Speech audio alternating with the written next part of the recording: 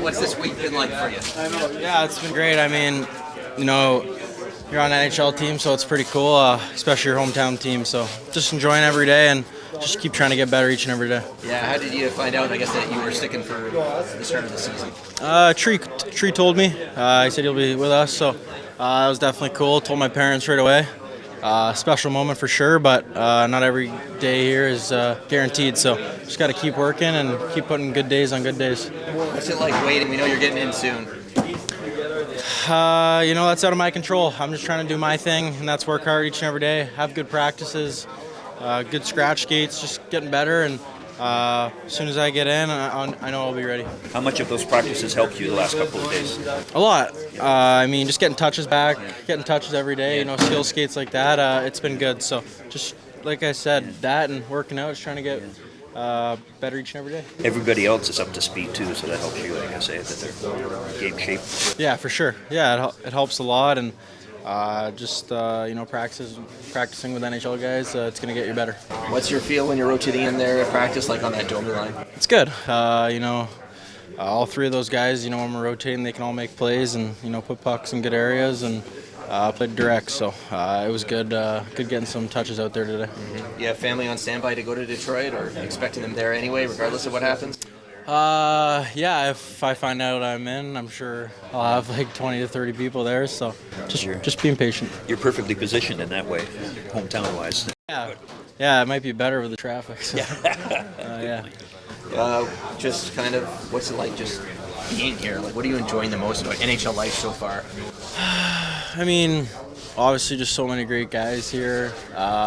Just being around the guys, it's been awesome, learning so much, and find every day you show up to the rink, you just learn more and more each and every time. So just trying to really pick everyone's brain and just try to better myself each and every day. You never want to watch from the press box, but when you did the other night, be surprised at how easy and slow much the game looks. It's an NHL game, so there's not many plays. It's more just, chip and chase and go get it and winning puck battles. So when you're up there watching, you put down your phone and you just really kind of learn, honestly. Like, the other night when I was there, I learned a lot of stuff, and you can learn from watching from that high up for sure. What was maybe the biggest learning point or takeaway for you? There's not many chances throughout the whole game compared to junior, obviously. So it's just, if you get a chance, you got to be able to bear down. So it all starts in practice. That's what I've been trying to do, just work on in-tight scoring and stuff like that, and it'll translate to the game. What's something you've learned from a teammate so far? You're saying every day you're learning something. Probably from Auston.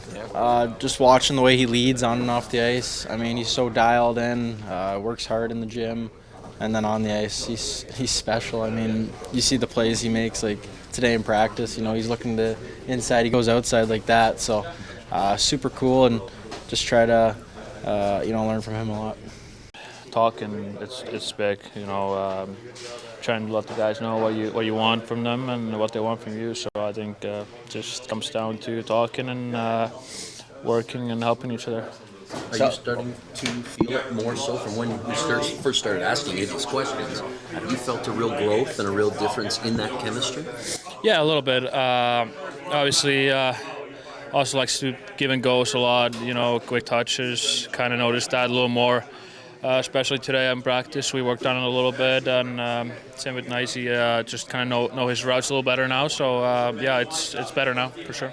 Craig called you over before practice starts. What's his message to you right now? It's just chatting, how I was doing, how I felt first game, and he just wants me to play with my strengths, but also play hard, work hard. We want to play North and forecheck good and all that stuff, so just be good at that and then play my game. With the skill set of those other two line mates, I wonder if you've ever played with some, I think I know the answer, but this is a pretty unique trio. Is this probably the best you played with? Nothing from the other guys I ever play with, but I would say so. And that elite skill level, how do you describe what you have noticed with a guy like Auston? Yeah, it makes my life a little easier too, right? You can put it to his wheelhouse, or you can put it a little on the side. It doesn't really matter. He'll get it done, and He's all around great player. Same with Nice. He works super hard out there. Creates space for both of us, and we're just building from here. You're mentioning that Auston likes to give and goes, like, in terms of certain areas on the ice that you're kind of learning to look for him there, or how do you go about trying to find the spots for him? Yeah, I mean, especially in our zone, once we get going a little bit, try to open up for a little give and goes, and after that, try to get some one-timers and stuff like that around the net going. What's it like when it's three lefties all on the same line together? Yeah, I mean, it's good. I don't really care personally if you got lefties, righties, whatever we got, works out. What do you think of Morgan Riley's game in the opener? I mean, he was buzzing. Obviously, got that goal for us was huge, and he's been putting up the work this summer for sure. I've been seeing him in the gym and on the ice working hard, so really good start for him. We're expecting Easton Cowan to get in at some point here. What stands out about him? Same thing with him. He's been putting the work in after skates on the ice. He's been good. He has a lot of potential to be a really good player, and he'll get his chance and do well. First real game there with Mitchell handling. Just what was your sense of the line on Wednesday? Yeah, I mean, it was okay. I thought it was kind of a sloppier game and not a whole lot of rhythm in general, but a lot that we can get better at, and we'll just continue to communicate and just take steps in the right direction. Nice to get the win, and we'll just build on that from there. He was talking about working a bit more on the give and go kind of plays. Like, what sort of potential do you see for him to kind of get into that? Because I know you said that the give and goes was something that you liked with Matt. Yeah, I mean, just moving off the puck, I think supporting each other better. I just thought, offensively we didn't have as much time of possession or zone time as we would have liked, but, I know we're all capable of that. And like we said, first game, it's not going to be perfect right away. You just want to, take steps in the right direction and continue to communicate all around on the ice, on the bench, stuff like that, and just have a sense of where each other is going to be at. That's game one, but I wonder now if you've seen where the growth or in chemistry has become with Maccelli on that line. Yeah, I mean, it's going to just continue to get better. The more reps we get together, the more we play together, getting those game situations. Just the more repetitions we get together, the better and more comfortable we're going to be together. What did you like about how you guys handled the third period, specifically the 5-on-6, which can be a little bit crazy, especially this time of the year? Yeah, I mean, that's something we've been working on in practice, I think, early on. So I thought we did a really good job of that. I thought we were comfortable.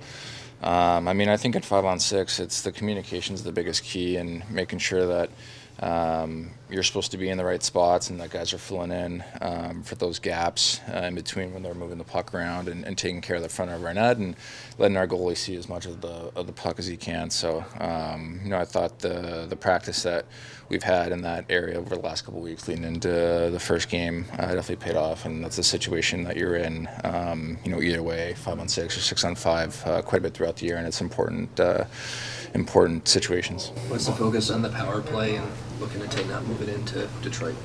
Yeah, I mean, the breakouts, for sure. I think just moving the puck a little bit quicker, getting some shots through. I just thought the execution in general wasn't as good as we wanted it to be in our overall game, and some puck play, just taking care of it a little bit more. But I definitely think on the power play, just execution with our passing and moving it a little bit quicker. You saw Detroit twice in preseason and now back-to-back. What challenges did they present? They're a fast, skilled team. They've got big D, but they can move it well, and they move well as well. So I think all four of the lines kind of present a challenge offensively. They're all skilled and big and heavy. So we just need everybody to be rolling and to make sure we're taking care of pucks and just kind of playing the kind of game and the kind of style that we know makes us successful. Auston, now that camp's over, preseason's over, this is the team. You got the first game under your belt. Now that it's kind of every day, all systems go. What are you seeing from this group? What do you like about this group? What are kind of your thoughts right now that this thing is now for real?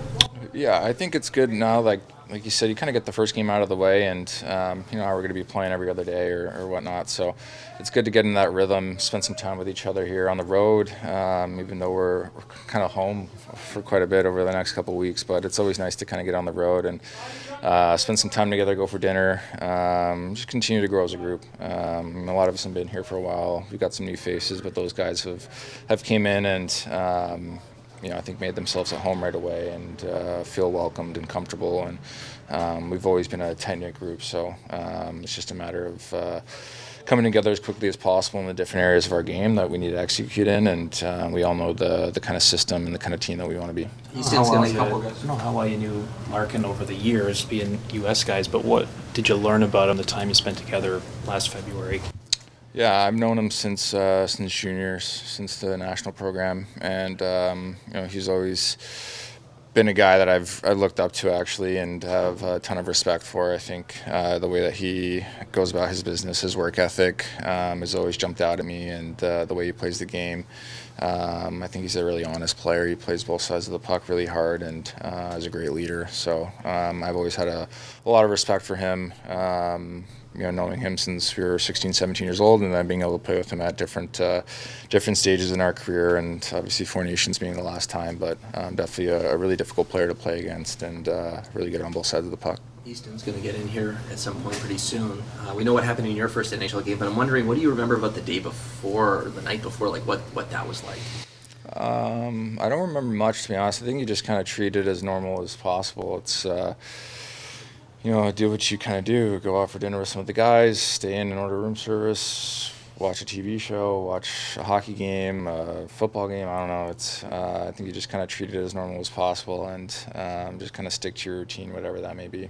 What did you see from that Matthews line in the first game? What's the next step for them as they build this chemistry? Well, I like some of the shifts they had, like in a second where they had the possession of the puck quite a bit and moved it around and stuff.